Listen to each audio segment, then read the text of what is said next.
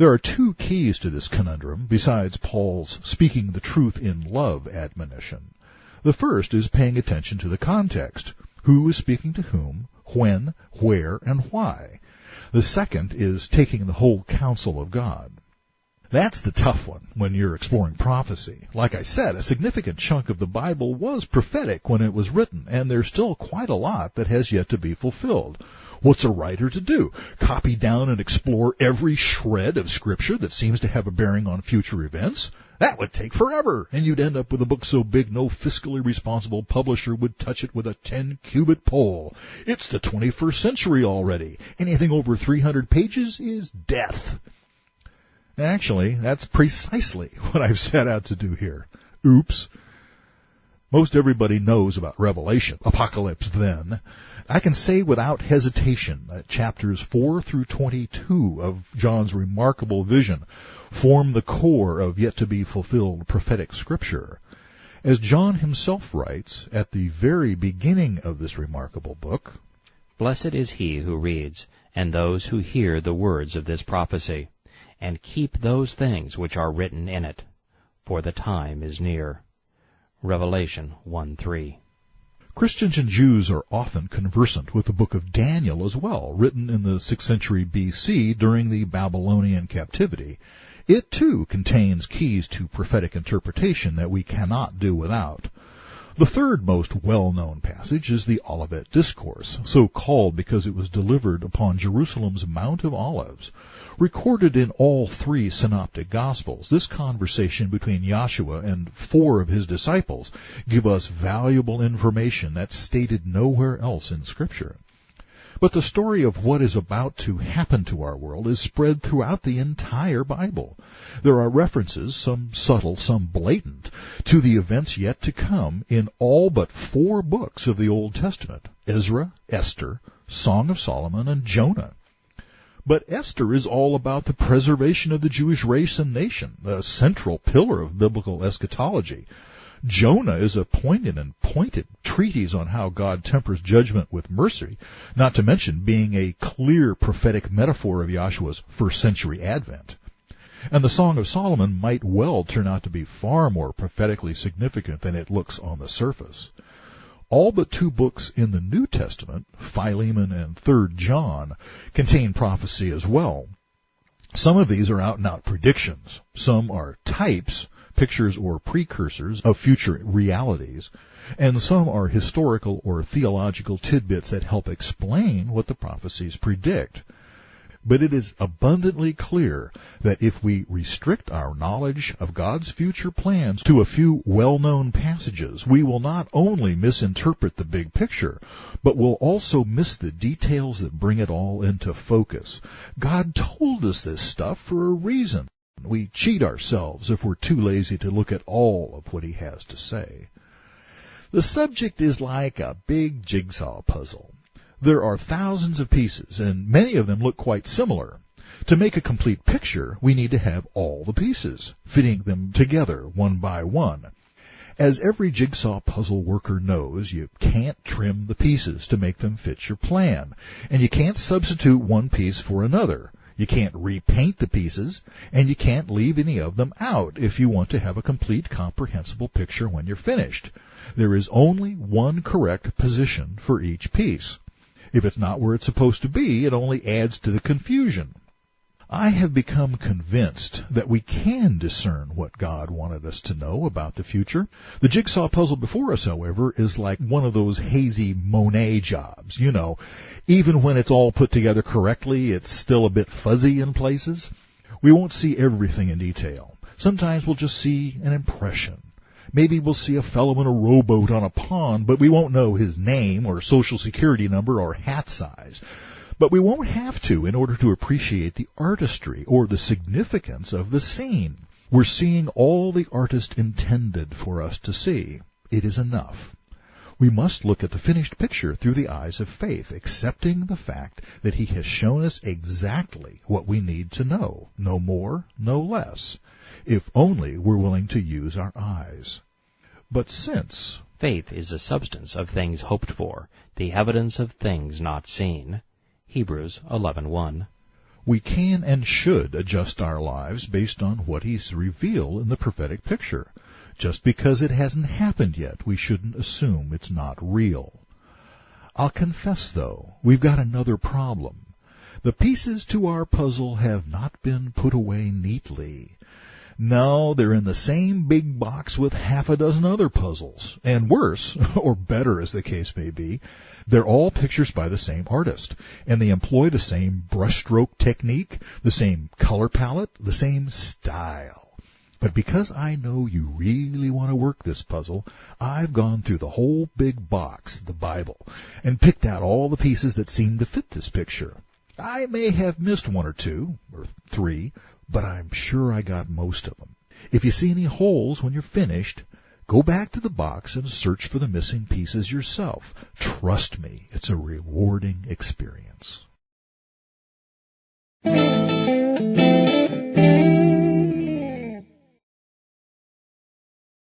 Before we begin, we need to discuss some ground rules. There are a few basic assumptions I've made in this study that have a direct bearing on the conclusions I've come to.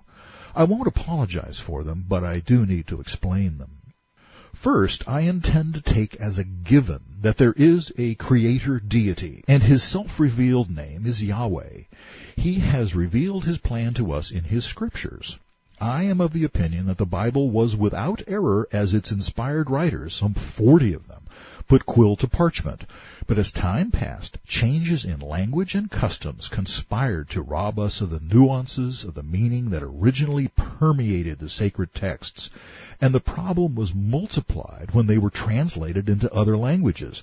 Therefore, although I firmly believe that the grass withers, the flower fades, but the word of our God stands forever. Isaiah 48. And although we undoubtedly have more than the solid gist of God's intended communication to us, we no longer possess the complete and unabridged oracles of Yahweh. We don't have fresh-squeezed revelation anymore. We'll have to make do with frozen concentrate, just add water, or spirit, as the case may be. And that's okay. It's still mighty tasty. Much of what we've lost in transmission has been compensated for in redundancy. God invariably tells us the really important stuff dozens of times in dozens of different ways. Second, the plain meaning of the words of Scripture will be our primary guide as we explore this pile of puzzle pieces. Our primary guide, but not our only one. If a word or phrase begs for elucidation, we'll dig deeper. At the risk of alienating half of you at the outset, I would characterize this approach as literalist, though not hyper-literalist. We need to come to grips with the fact that the Bible writers often used metaphor and hyperbole to make their point, just as we do today. But through translation and cultural shifts, these turns of phrase often lose their impact, leaving us with nothing but the literal meaning, which is not what the author meant to say at all. Because it's important, I'd like to give you an example, an obscure but telling glimpse of how a hyper-literal approach can cloud our understanding. In Ezekiel 38, the prophet is describing the build-up of a major end-times battle. He says, Sheba, Dedan, the merchants of Tarshish, and all of their young lions will say to you, have you come to take a plunder? Who are these people? We know where they are. Sheba and Dedan were on the west coast of the Arabian Peninsula, and Tarshish was located near Gibraltar in southern Spain. Remember Jonah's little encounter with the big fish? He was headed for Tarshish, which was about as far west as you could go in his day. So the Ezekiel passage obviously means that Saudi Arabia and Spain will be making diplomatic protestations, right? Not exactly. Factor in 2 Chronicles 20, verses 35 to 37. After this, Jehoshaphat, king of Judah, allied himself with Ahaziah, king of Israel, who acted very wickedly. And he allied himself with him to make ships to go to Tarshish. And they made the ships in Ezion-Geber. But Eleazar, the son of Dodavah of Mareshah, prophesied against Jehoshaphat, saying, because you have allied yourself with Ahaziah, Yahweh has destroyed your works. Then the ships were wrecked, so they were not able to go to Tarshish. So what? Jehoshaphat doesn't get to cruise the Med. Big deal. No, look closer. Ezion-Geber is where Eliat is today, at the southern tip of Israel, where it meets the Gulf of Aqaba. You can't get to Spain or anywhere in the Mediterranean from there in a boat without circumnavigating the continent of Africa. And that's something nobody even attempted for another 2,000 years. A mistake? No, it's a metaphor. Tarshish, a real, literal place, had become a metaphor for commerce or business. We use a similar term today. When we say Wall Street, we don't necessarily mean a road in Manhattan, although there is such a road, but rather a system of commerce, or even the greed that drives it.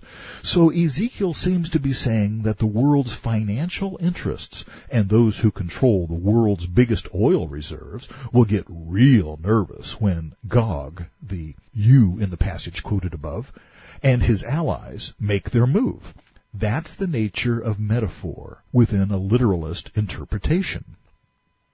Some say there may be a deeper, mystical meaning to many of the passages we'll explore, perhaps some esoteric message latent in gematria, number codes, or ELS, equidistant letter sequences.